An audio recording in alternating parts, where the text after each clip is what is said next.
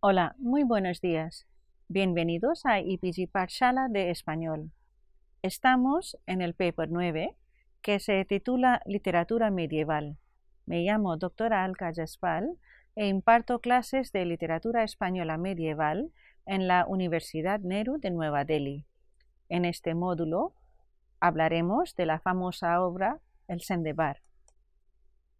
El Sendebar, también llamado Síntipas o Libro de los Engaños, debido a su título completo, Libro de los Engaños y los asallamientos de las mujeres, es un libro de cuentos o ejemplar castellano de mediados del siglo XIII.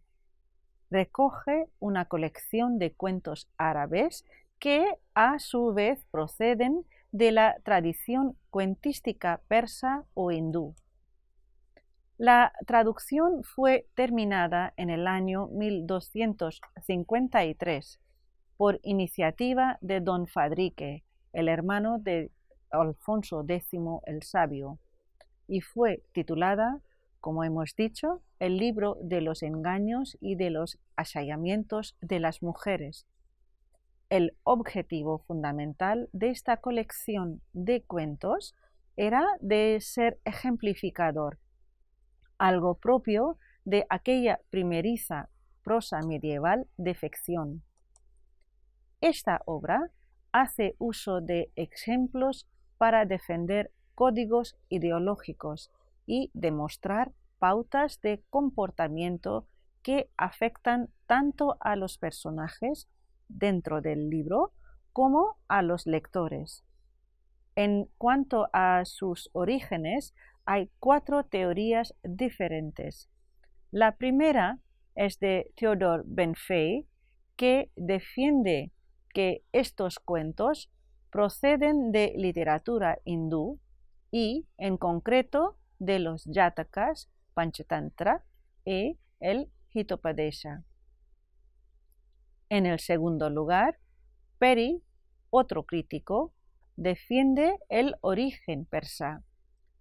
Artola, en tercer lugar, concilia los orígenes hindúes con los persas. Y, por último, Epstein llama la atención a la importancia de la traducción del hebreo al persa. De todas formas, no hay acuerdo entre los críticos sobre ello. Las condiciones que se tiene en cuenta a la hora de la traducción de esta colección de cuentos está bien resumida en el mismo prólogo de la obra. El prólogo dice: el infante don Fadrique, hijo de muy noble aventurado y muy noble rey don Fernando, y de muy santa reina cumplida de todo bien doña Beatriz, por cuanto nunca se perdiese el su buen nombre, oyendo las razones de los sabios, que quien bien face nunca se le muere el saber, que ninguna cosa no es por haber ganar la vida perdurable, sino profecía, pues tomó él la intención en fin de los saberes, tomó una nave enderezada por la mar en tal que no tomó peligro en pasar por la vida perdurable. El hombre, porque es de poca vida y de ciencia es fuerte y luenga, no puede aprender ni saber, mas cada uno aprende cuál le es dada y enviada por la gracia que les da y enviada de suso, de amor, profecía y hacer bien y merced a los que le aman. Luego, y todo por bien que aqueste libro fuese trasladado de arábigo en castellano, para percibir a los engañados y los asallamientos de las mujeres. Este libro fue trasladado en 91 años. Como está claro de esta introducción que viene en el prólogo, el propósito principal era de hacer enseñar, es la intención didáctica para fines de enseñanza de los príncipes para que puedan saber cómo obrar en la sociedad. Sendebar tiene un común con el Kalila y Dimna, la fecha de su redacción y el hecho de ser una colección de cuentos orientales llegados a España a través de las versiones árabes es el tesoro común que tienen los dos. Las dos compilaciones de cuentística oriental encuadran los ejemplos en un marco narrativo. Es un misen abime o, en otras palabras, técnica de las cajas chinas, quiere decir cuentos dentro de los cuentos dentro de los cuentos, y al final van cerrando los cuentos para llegar a la historia marco. Y sucesivamente sus enseñanzas prefieren la sabiduría profana a la moral cristiana, enseñan a vivir con prudencia en el mundo. También es curioso el hecho en que se copia la obra a principios del siglo XV y se conserva en el mismo códice en el cual se conservó el Conde Lucanor, con severas correcciones hechas por el lector o corrector de la obra. Tres ideas saltan a la vista del prólogo.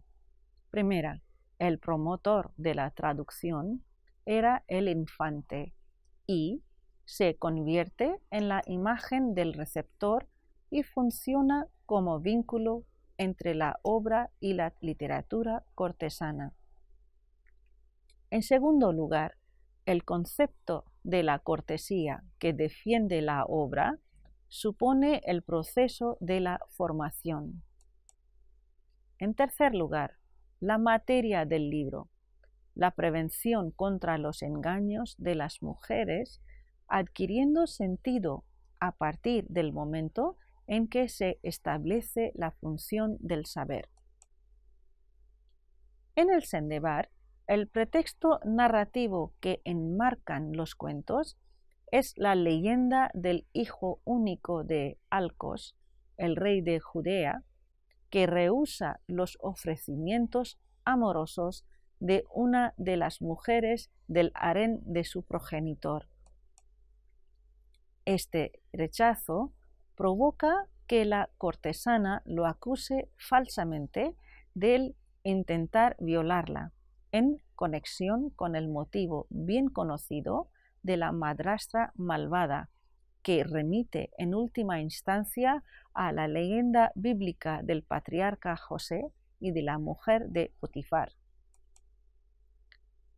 El joven príncipe es sentenciado a la muerte y, consejo de su ayo Sendubete, se ve obligado a guardar silencio por espacio de 7 días, después de la observación de las estrellas.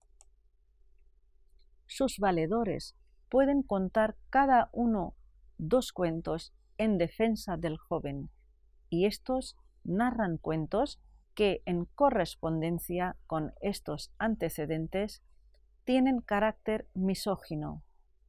Entre estos, su madrastra cuenta otros 2, que tienen por objeto condenar al infante.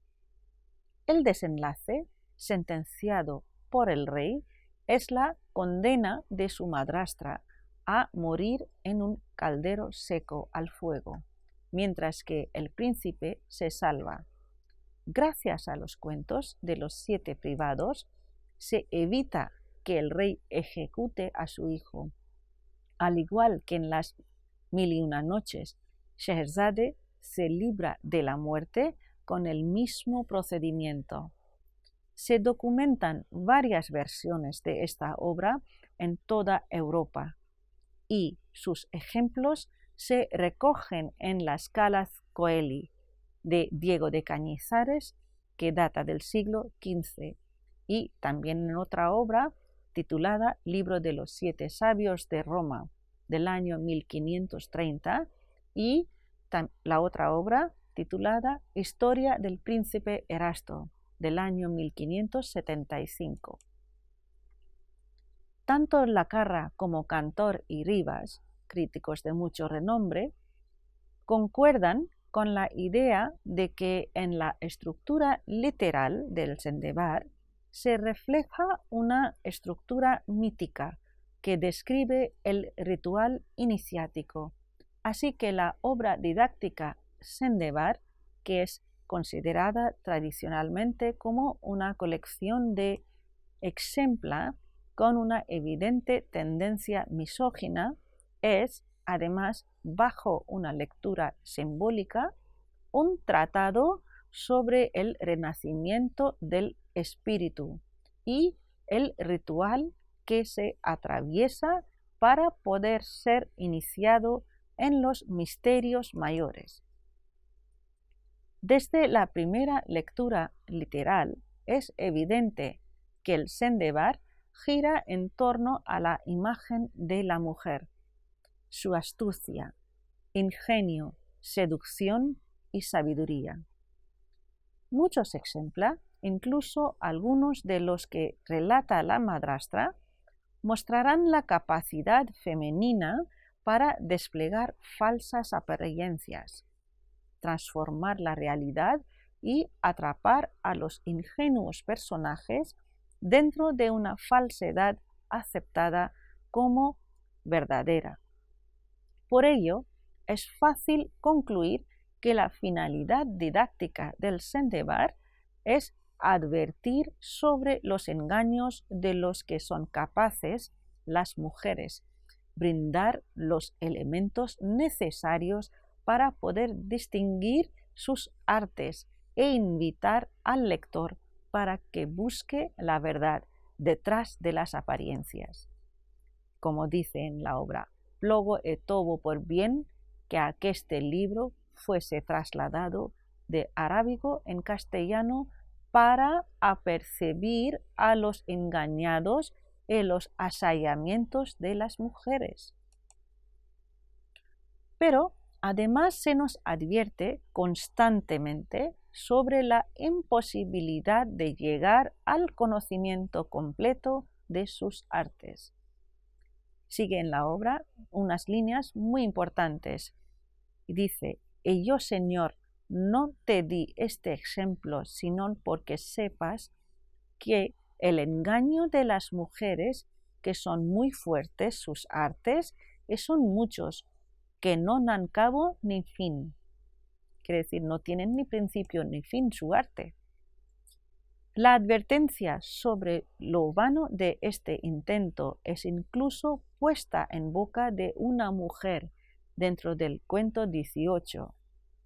Ella ingenia y dice: «Tú gastaste mucha lacería y mucho mal día, y nunca esperes en real que esto que tú demandas nunca acabarás tú ni hombre de cuantos son nacidos». Lo cual nos recuerda la sentencia contenida en el prólogo de la misma colección, que dice: «Y el hombre, porque es de poca vida, y la ciencia es fuerte es luenga, no puede aprender ni saber, mas cada uno aprende cuál le es dada e enviada por la gracia que le es dada e enviada desuso, de amor, profecía, y hacer bien en merced a los que le aman». Las historias ejemplares muestran simbólicamente la manera correcta o incorrecta de proceder ante una situación particular.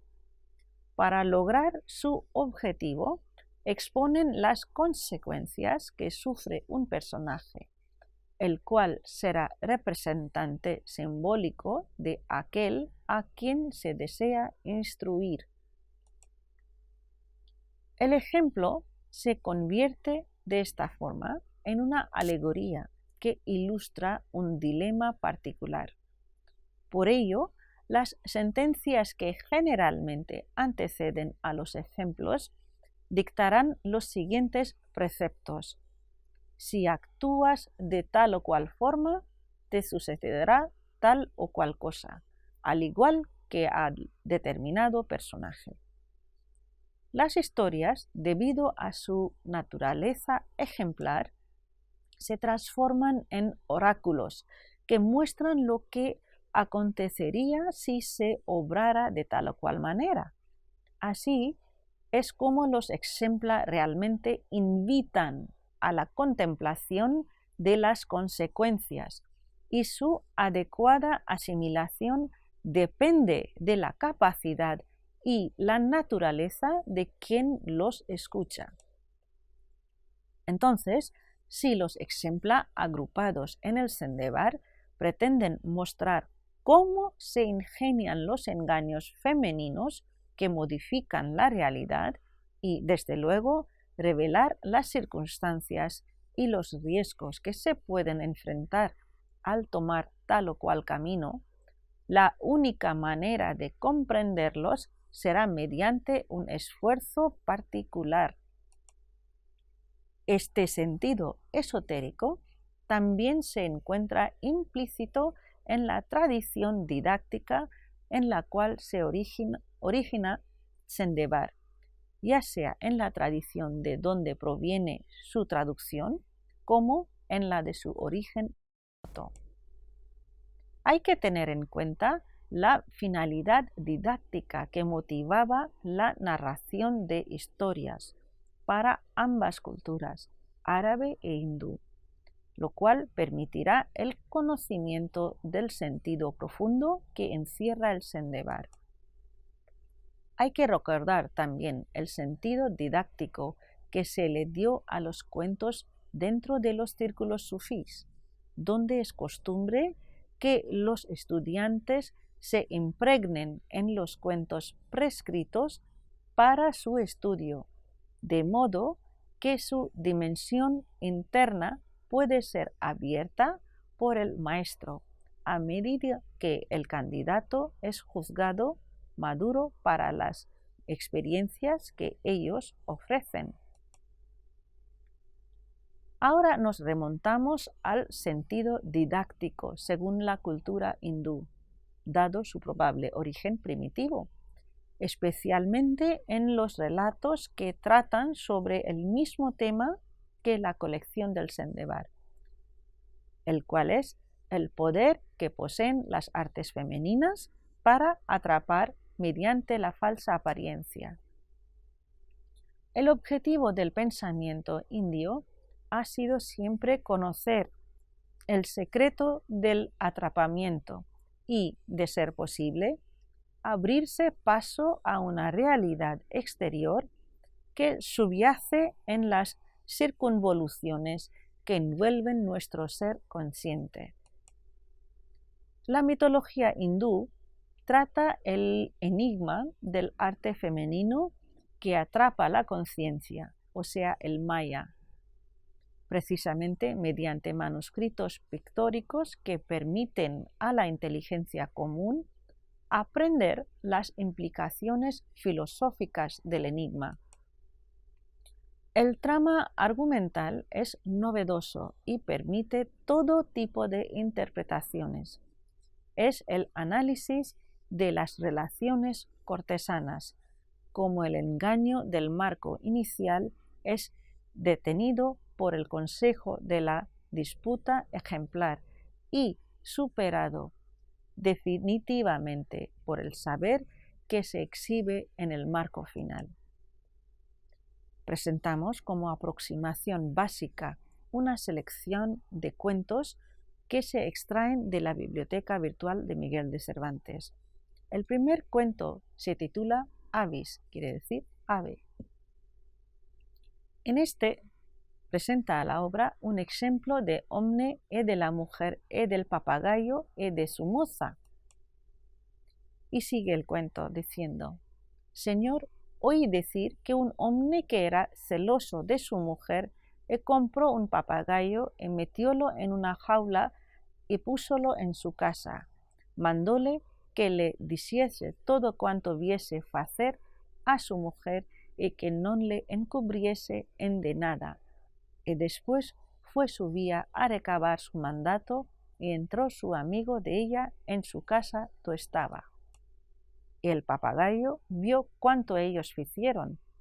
Y cuando el hombre bueno vino de su mandado, asentóse en su casa en guisa que no lo viese la mujer. Y mandó traer el papagayo y preguntóle todo lo que viera. Y el papagayo contójelo todo lo que viera hacer a la mujer con su amigo. El hombre bueno fue muy sañudo contra su mujer y no entró más donde ella estaba.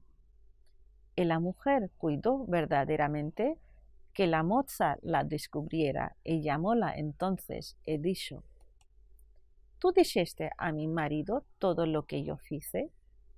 Y la moza juró que no lo dijera, mas sabed que lo dijo el papagayo. Y cuando vino la noche, fue la mujer al papagayo, y descendiólo a tierra, y comenzóle a echar agua de suso, como que era lluvia, y tomó un espejo en la mano, y parójelo como la jaula, y en la otra mano una candela, y parábasela de suso. Y cuidó el papagayo que era un relámpago. Y la mujer comenzó a mover una muela. El papagayo cuidó que eran truenos. Y ella estuvo así toda la noche, haciendo así hasta que amaneció.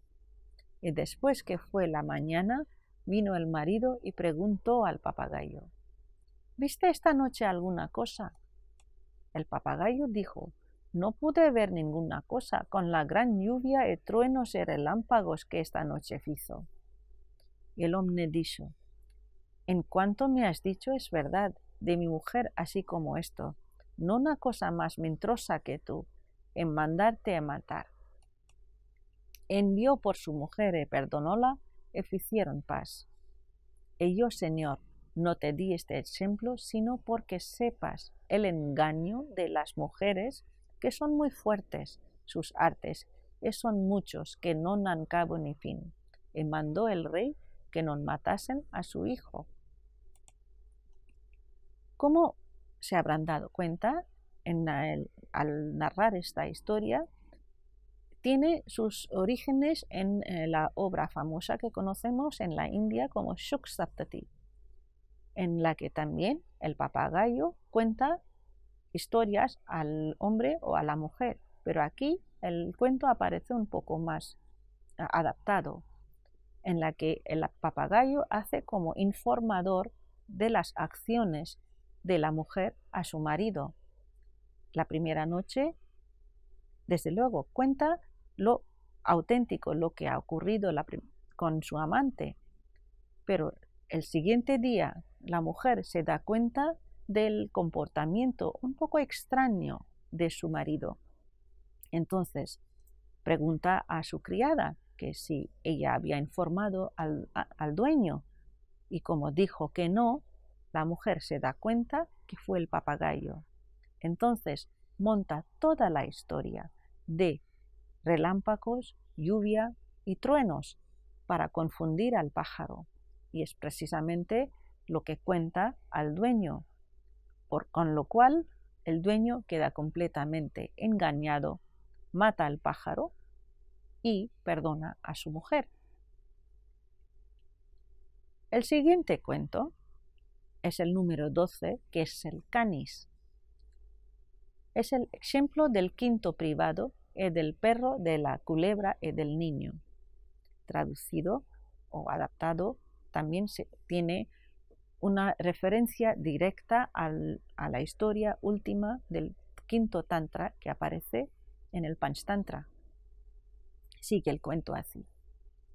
Y vino el quinto privado ante el rey y dijo: Loado sea Dios, tú eres entendido y mesurado, y tú sabes que ninguna cosa debe hacerse apresuradamente antes que sepa la verdad.